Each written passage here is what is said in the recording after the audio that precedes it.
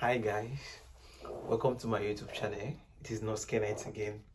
So I posted a video a few days back about migration to Canada, and I got a lot of funny comments, and again I got a lot of interesting comments.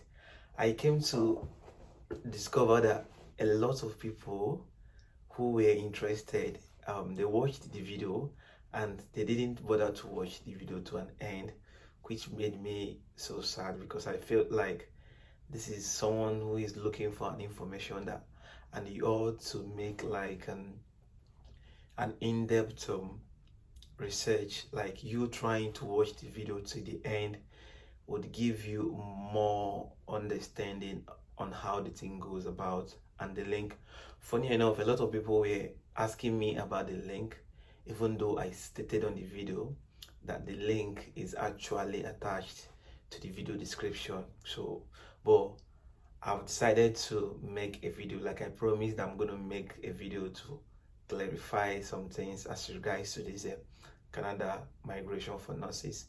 So like I said, Alberta Health Service have started their second phase of recruitment for international nurses. I understand that a lot of nurses still doubt if this particular recruitment is actually real. A lot has been coming into my DM. Some people, there's a lot of people have been doubting it. Some says they don't think it's real. But believe me, if it wasn't real, if it wasn't something so real, I won't be coming here to tell you that, okay? So what I want you to understand is this time around, the information about Alberta is real. And I'm hoping that by this time, this next year marks, I'm going to come back to this channel and share testimonies of those who have migrated to Canada via this route. So like I said in my previous video, that I'm going to be posting a video on how to make this application. But before I go ahead to the main deal, I want to say this. Yeah, it is obvious that a lot of people, like I said, are doubting it, but I'm just urging you to, even if you felt like it's not something real, why not just try and just apply and see what will actually come out of this. Okay, try and make the application first. And like I said earlier, this particular route is meant for nurses who have their degree in nursing. It's not for those that have diploma at RN. So it's basically for those who have their degree. And I've also came to realize that people just go straight and make application without not reading in depth about what is required of them. And again, a lot of people jump into application and they come out and say, oh, I made the application, my application was rejected and all. So I've come to understand that it's not about making application. It's not about seeing a job and you jump into a application. It's about making an in-depth research. It's about reading about the job descriptions and person specification. Read what the employer is looking for. Then try to tailor your own write-up or your own supporting document to what the employer is looking for. Don't go astray from what the employer is looking for. People are making this lots of mistake every day, every time, and they keep complaining. I've been doing this, I've not been getting good feedback. So I would urge you, if you're going to apply for this Alberta Health Service recruitment program, I would urge you to make sure you have a standard CV. If you're applying from Africa, be it Kenya, be it Nigeria, be it Ghana, anywhere you're applying from, just make sure you're making that application with a resounding, good looking international standard of CV. So I'm urging you to use this opportunity to go and align your CV. Look for professional CV editor or CV writer, whatever they call them.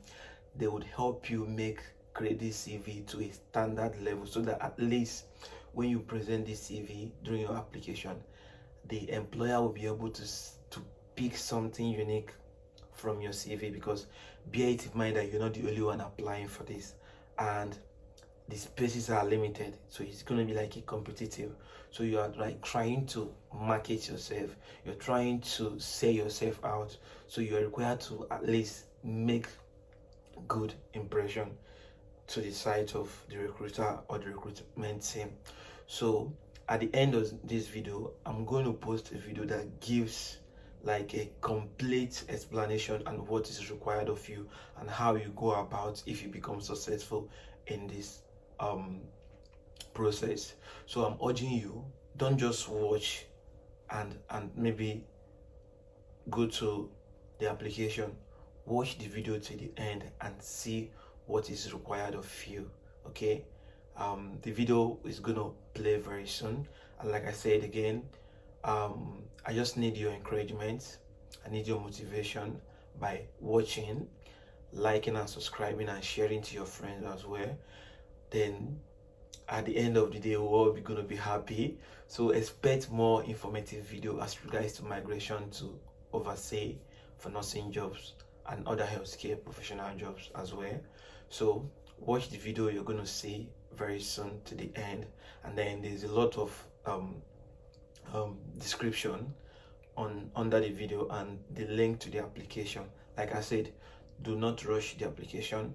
Get a good CV, prepare yourself, get a good CV, apply and prepare for interview. Like I said, always sell yourself out good. Show your potentials, show what you've got to offer, show what you've got to bring to the table. This is what an employer is looking for. You don't want to look, maybe you have 10 PhDs, 20 masters or something. Is what you're bringing to the table. And like I said, the only way you can communicate this is by making a good resounding application and having a good CV as well. So I wouldn't like to waste much of your time. Just watch the next video. Thank you. That is when you hear IENs, there are these different categories of IENs. So today, just for clarity, I'll be talking about the IENs that are coming from overseas. So our process for recruitment, as I said, started with quite a bit of research to ensure that IENs we're bringing to Canada can meet the requirement, number one. Number two, have the breadth and depth of experience to work in our rural environments. Our posting pipeline and efforts have been focused on rural thus far. There are candidates that throughout the interviews we interview and we think they're more appropriate for urban, one here, one there, but primarily majority of our efforts are for rural recruitment. We then screen the candidates. We screen the candidates for education. We look at in detail the type of education they had to ensure it meets the generalist education of a Canadian nurse. So making sure they have med-surg, obstetrics, community, mental health, and so on and so forth. We look at their licensure, we look at their experience to ensure that the experience they're bringing is appropriate for the environment we're recruiting. We then send them for assessment. They have to get through the assessment and meet the requirement before we would consider them for a job. Once they meet the requirement, once they obtain a license, we then interview them for a specific area. Even at that point, we walk away from candidates if the interview is not successful and we don't see the kind of competency we're looking for these rural areas. Once the candidate completes the interview successfully, we then send them off to immigration. We've collaborated with Alberta government, and these candidates would be nominated for Alberta nomination. They'll receive a nomination letter for immigration, which then helps to expedite that process. The IENs then would arrive and receive, and I'll speak to that, extensive orientation, and there will be a community integration, and that's where I think there's a huge partnership between AHS and various rural communities. The IENs that we have are coming from many, many different countries. We've had applicants from the US, Jamaica, UK, Nigeria, South Africa, India, Philippines, and Australia.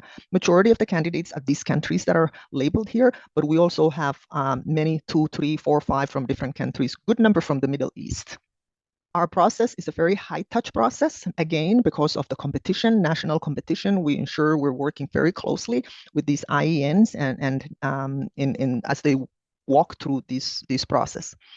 Here are some of the sites that have been matched thus far. That doesn't mean the candidates have arrived.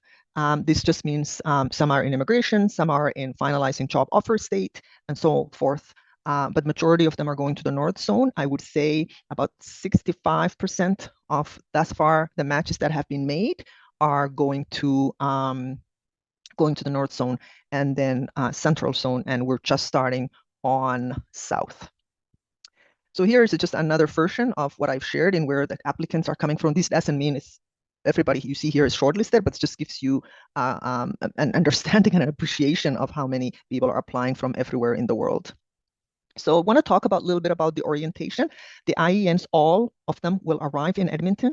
They will get 2 weeks of robust orientation to set up a number of things, and then they will go to their communities, assigned communities, where they will then get program and site orientation, would be matched with a mentor. That orientation could take, a couple of months, depending on the area of specialty. Some areas of specialty in Alberta require additional education, such as the OR or critical care. Even though you have OR background and critical care background, they have to have additional certification, so we do that. And then they go into their full role and they get a mentor assigned for that first year to help them really just kind of navigate through nursing in Canada. We support them with housing for the first 3 months. Housing is becoming extremely difficult, and I am afraid this is going to be the one barrier for rural, because if we can't find housing, I don't know what we're going to do. So we really, really need partnership with the community, because we know all housing assets are not advertised.